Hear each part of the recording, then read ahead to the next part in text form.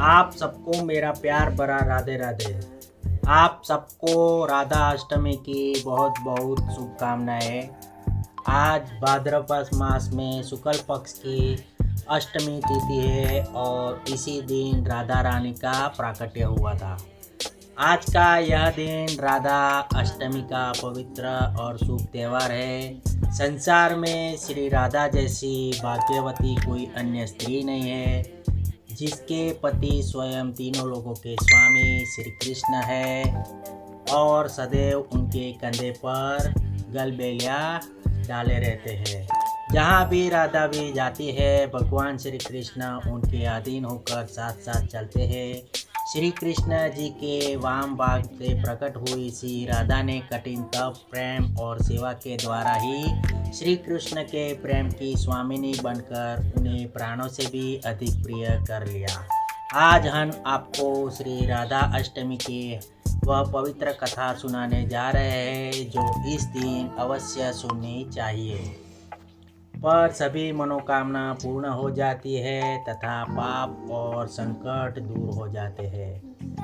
कहा गया है कि इस व्रत के फलस्वरूप में मनुष्य को वही पुण्य मिलता है जो 1000 कन्याओं और के विवाह से मिलता है, अर्थात 1000 कन्या दान करने के बराबर फल केवल एक बार राधा अष्टमी का व्रत करने से प्राप्त हो जाता है।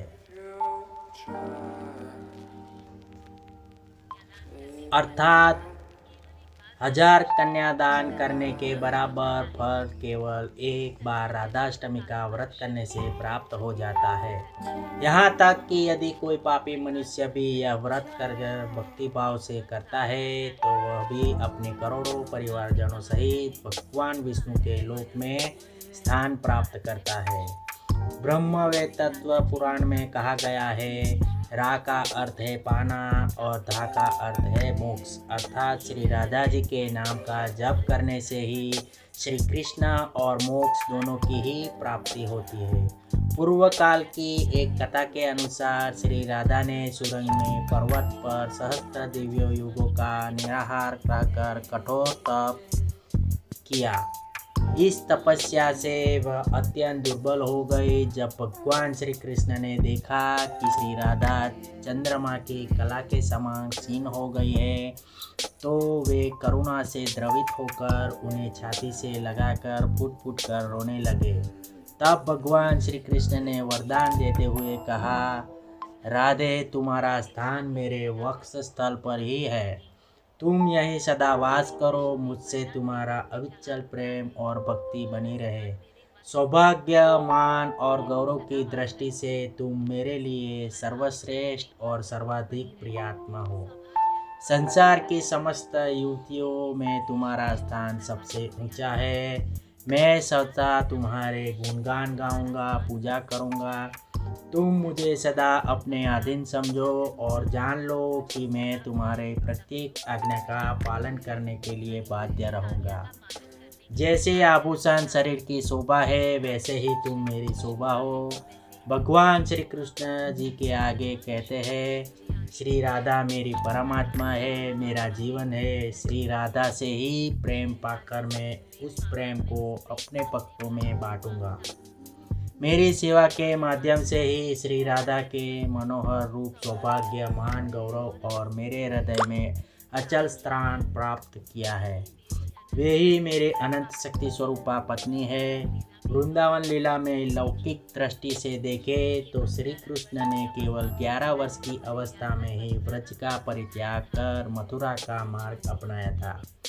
इतनी छोटी अवस्था में स्त्रियों के साथ प्रणय की कल्पना भी नहीं की जा सकती, किंतु अलौकिक और दिव्य जगत में श्री राधा और श्री कृष्ण सर्वथा एक ही तत्व है। भगवान श्री कृष्ण ने स्वयं ब्रह्मा जी को श्री राधा के दिव्य विग्रह का दर्शन कराया और उनकी मूर्ति के लिए उन्होंने एकांत वन में ले गए।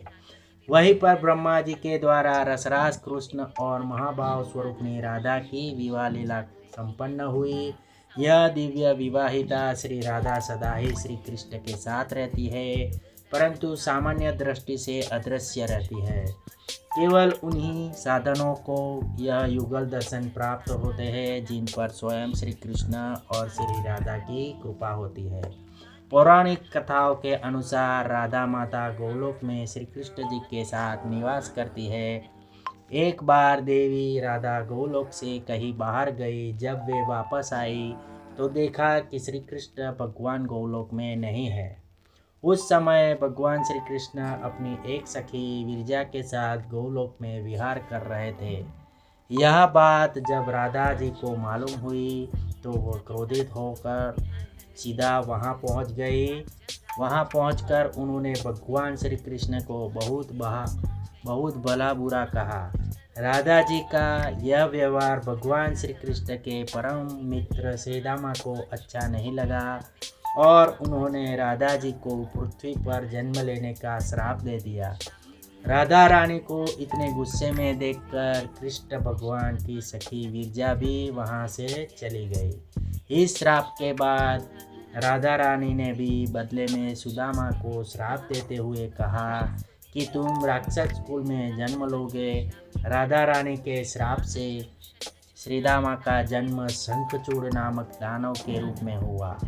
यद्यपि दानव कुल में जन्म के बाद भी वह भगवान विष्णु का अनन्य भक्त बना।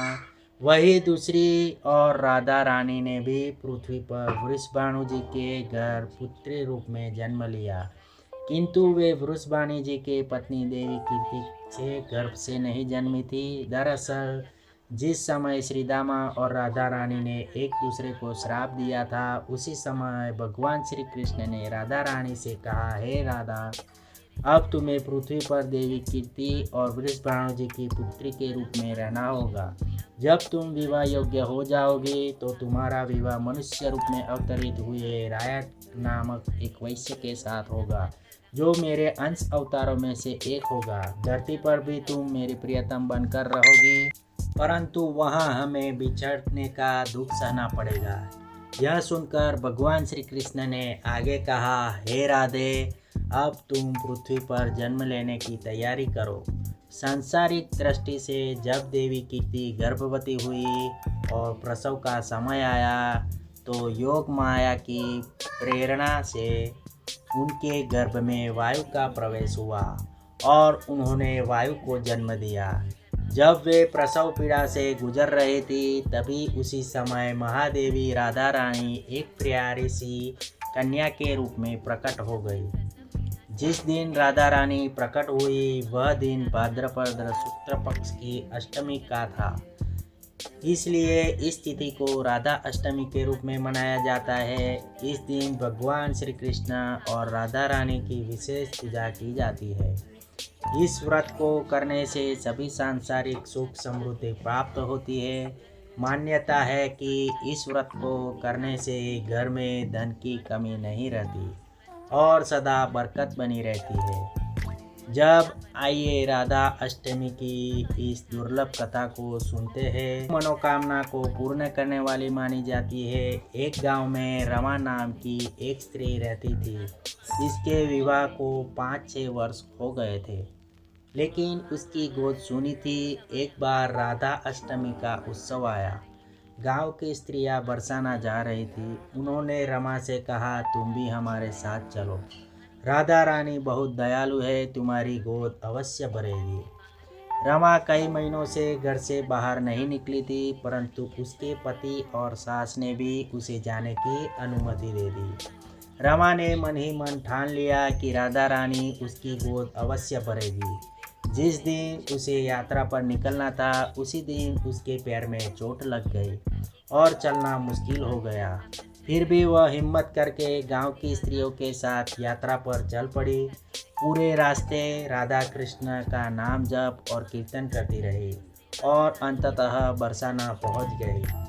वहां स्नान करके उसने राधा रानी के मंदिर में जाने की तैयारी की। राधा जी के महल में जब जाना होता है तो बहुत ऊंची ऊंची सीढ़ियाँ चढ़नी पड़ती है।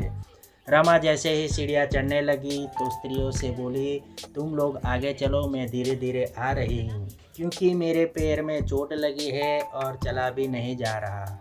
2-4 सीढ़ियाँ चढ़ने के बाद उसका पैर मुड़ गया और वह नीचे गिरने लगी। तभी 7-8 साल की एक सुंदर कन्या ने उसका हाथ पकड़ लिया।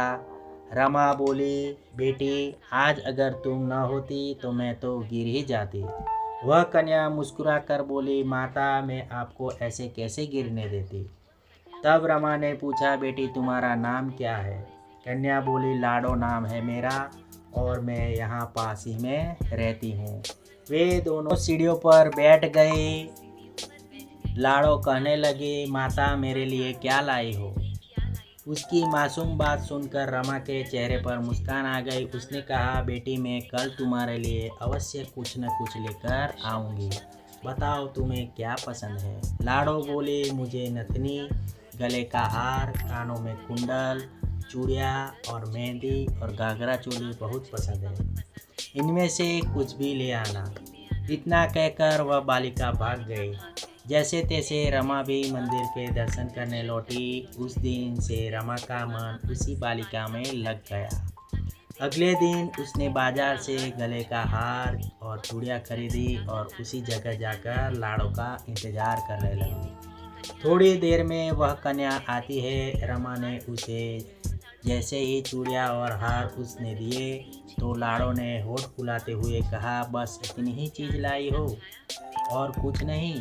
रमा ने प्यार से समझाया, बेटी मैं 8 दिन यहाँ रहूँगी और रोज़ तुम्हारे लिए कुछ न कुछ लाऊंगी।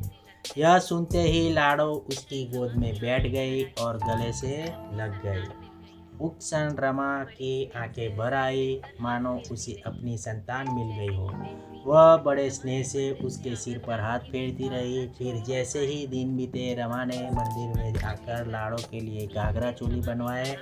वह रोज कुछ न कुछ भेंट करती। एक दिन रमा ने कहा, बेटी अब तो यह सारी चीज़ें पहन कर दिखाओ। लाड़ो मुस्कुराकर बोली, कल राधा अष्टमी है, उस दिन पहनूंगी। इस बार लाड़ो के साथ एक छोटा लड़का भी आया। उसे देखकर रमा बोली, आज न जाने क्यों मेरे मन में आया कि एक धोती और मोर मुकुट भी ले जाऊं। क्यों मैं इस लड़के को दे दूं। लाड़ो बोली, यह कनवा है, मेरे साथ ही रहता है, हाँ तुम उसे दे दो। इतना कहकर दोनों सारा सामान लेकर चले गए। अगले दिन राधा अष्टमी थी। जब रमा सीढ़िया पर पहुंची तो वह लाड़ो मिली नहीं और ना ही कनवा। वह बहुत देर तक इंतजार करती रही। अंततः जब मंदिर पहुंची तो वहां भारी भीड़ और भजन कीर्तन और नृत्य हो रहा था। किसी तरह भीड़ को चीरते हुए वह आगे पहुंची और राधा जी तथा ठाकुर जी के दर्शन किए। लेकिन जैसे ही उसकी दृष्टि उन पर पड़ी तो वह पत्थर सी रह गई, क्योंकि राधा जी ने वही घाघरा चोली और गहने पहने थे जो उसने लाड़ो को दिए थे, और ठाकुर जी ने भी वही धोती और मोर मुकुट धारण किया था जो उसने कनवा को दिए थे। उसकी आंखें अश्रुधारा से बहने लगी और सब कुछ स्पष्ट हो गया कि लाड़ो वास्तव में राधा जी थी और कनवा स्वयं श्री कृष्ण जी थे, जो उसे मातृत्व का सुख देने के लिए रोज मिलते थे। अब रमा पागल सी हो गई और दिन रात लाड़ो लाड़ो पुकारती रही। गांव की स्त्रियां ने उसे बहुत समझाया। पति और सास भी उसे घर ले जाने आए, लेकिन वह बोली, मैं नहीं जाऊंगी, यहीं रहूंगी। वह प्रतिदिन सीढ़ियों पर बैठकर आंसुओं से सीढ़ियाँ धोती और पलके बिछाकर उन्हें बुहारती। ऐसा करते करते 30 वर्ष बीत गए। एक दिन अचानक वही लाड़ो उसके सामने प्रकट हुई।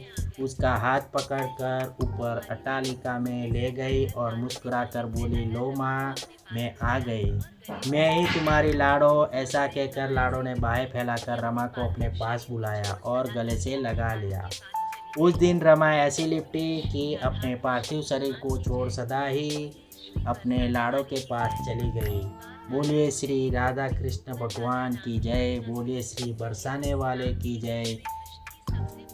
एक बार नारद मुनि ने पृथ्वी लोक पर राधा नाम की महिमा सुनी और यह भी सुना कि वे श्री कृष्ण की सबसे बड़ी भक्त है। नारद जी को लगता था कि स्वयं ही श्री हरि के सबसे बड़े भक्त है। अपने मन की शंका का निवारण करने के लिए वे श्री कृष्ण के पास पहुँचे। श्री कृष्ण तो अंतर्यामी थे, वे समझ गए कि नारद जी के मन में क्या चल रहा था। उन्होंने सोचा, नारद जी को राधा रानी के निस्वार्थ प्रेम का अनुभव करना ही पड़ेगा। जब नारद जी आए तो श्री कृष्ण जी सिर पकड़कर बैठे थे। नारद जी ने चिंतित होकर पूछा, प्रभु आपको क्या हुआ है? श्री कृष्ण ने कहा, नारद जी मेरे सिर में बहुत ही भयंकर दर्द है। नारद जी ने पूछा, तो इसका निवारण कैसे होगा प्रभु? श्री कृष्ण जी ने कहा, यदि कोई मेरा सच्चा भक्त अपने चरण धोकर उसका चरणामृत मुझे पिलाए तभी मेरा यह दर्द दूर होगा। नारद जी सोच में पड़ गए, मैं तो सच्चा भक्त हूँ, पर अपने चरणामृत पिलाने में मुझे नरक तुल्य पाप लगेगा। ऐसा पाप मैं कैसे सहूँ? उन्होंने यह बात रुक्मिणी जी से कही और अन्य रानियों से कही, पर किसी ने भी इस पाप को अपने सिर पर लेने का साहस न किया। अंततः नारद जी को राधा रानी की याद आई। उन्होंने जाकर सारा प्रसंग राधा जी को सुनाया। राधा रानी ने तुरंत अपने चरण कमर धोकर नारद जी को दिया और कहा, जल्दी से इसे श्री कृष्ण जी का पहुंचा दो। मैं जानती हूँ कि इसके लिए मुझे नरक तुल्य पाप लगेगा, पर अपने प्रियतम श्री कृष्ण के दुख के निवारण के लिए मैं कोई भी पाप सहने के लिए तैयार हूँ। नारद जी जब वह चरणामृत लेकर श्री कृष्ण के पास पहुँचे तो उन्होंने देखा श्री कृष्ण मन मन मुस्कुरा रहे हैं। तब नारद जी को समझ में आया कि राधा रानी का प्रेम निस्वार्थ और सच्चा है। वास्तव में श्री कृष्ण ने यह लीला केवल नारद जी को यह अनुभव कराने के लिए रची थी कि राधा ही उनकी सबसे महान भक्त है। बोलिए श्री राधा कृष्ण भगवान की जय। अब आइए बरसाने की एक और सच्ची कथा सुनाता हूँ जो मनोकामना पूर्ति करने वाली मानी जाती है। बरसाना में जहाँ राजराजेश्वर श्री राधा रानी का जन्म हुआ, वहीं एक सेठ जी रहते थे। वे अत्यंत संपन्न थे। आलीशान मकान, भव्य दुकान, 3 बेटे और 3 बहुएं थी। सब कुछ होने के बावजूद उनके मन में हमेशा एक कमी खटकती रहती थी। उनकी कोई पुत्री नहीं थी। उन्हें लगता था कि काश एक बेटी होती तो वे सबसे अपने मन की सारी बातें साझा कर पाते। कुछ समय पहले ही उनकी पत्नी का देहांत हो गया, जिससे उनका अकेलापन और बढ़ गया था। वे प्रतिदिन अपने घर के पास स्थित राधा रानी के मंदिर के दर्शन करने जाया करते थे। एक दिन मंदिर में एक संत पधारे। उन्होंने सेठ जी को उदास देखा और पूछा, बेटा तुम इतने दुखी क्यों हो? सेठ जी ने कहा, महाराज मेरी कोई बेटी नहीं है, यही मेरे दुख का कारण है। संत मुस्कुराकर बोले, जब जीवन में किसी चीज़ की कमी हो तो उसकी जगह भगवान को बिठा लेना चाहिए। जब तुम बरसाने में रहते हो तो क्यों न राधा रानी को ही अपनी बेटी मान लो। संत की यह बात सेठ जी के हृदय में उतर गई। उस दिन उन्होंने राधा रानी का एक बड़ा चित्र मंगवाया और उसे अपने कमरे में स्थापित कर लिया। अब उनका जीवन बदल गया। वे उठते बैठते सोते जागते राधा रानी को अपनी पुत्री मानकर उनसे बातें करने लगे। दुकान पर जाने से पहले उन्हें भोग लगाते, प्रसाद पाकर ही निकलते और लौटकर फिर उन्होंने प्रणाम करते और धीरे धीरे उनकी भक्ति ऐसी बढ़ी कि वे हर समय राधे राधे का संकीर्तन करते और प्रसन्नचित रहते। एक दिन सेठ जी के घर में चूड़ी पहनाने वाली मणिहारिन आई। बहुओं ने बारी बारी से उससे चूड़ियाँ पहन ली। उसी समय राधा जी भी वहाँ प्रकट हुई और मणिहारी से बोली, मुझे भी चूड़ियाँ पहनाओ। मणिहारी ने सोचा शायद कोई मेहमान होगी और उसने उन्हें भी चूड़ियाँ पहना दी। राधा जी चूड़ियाँ पहनकर अंतर्ध्यान हो गई। जब मणिहारी चूड़ियाँ का मूल्य लेने सेठ जी की दुकान पर पहुंची तो बोली, सेठ जी इस बार मुझे अधिक पैसे चाहिए। मैंने आपके घर में 4 स्त्रियों को चूड़ियाँ पहनाई है। सेठ जी चौंक गए और बोले, हमारे घर में तो केवल 3 बहुएं हैं, चौथी कौन? मणिहारिन बोली, मुझे तो नहीं पता, पर मैंने तो 4 जनों को पहनाई है। सेठ जी ने सोचा कि घर जाकर पूछेंगे और फिर पैसे देंगे। शाम को जब उन्होंने बहुओं से पूछा तो उन्होंने बताया कि केवल हम तीनों ने ही चूड़ियाँ पहनी थी। यह सुनकर सेठ जी ने बात को वही समाप्त कर दिया। रात में जब वे सोए तो स्वप्न में राधा रानी प्रकट हुई। उनकी आंखों में आंसू थे।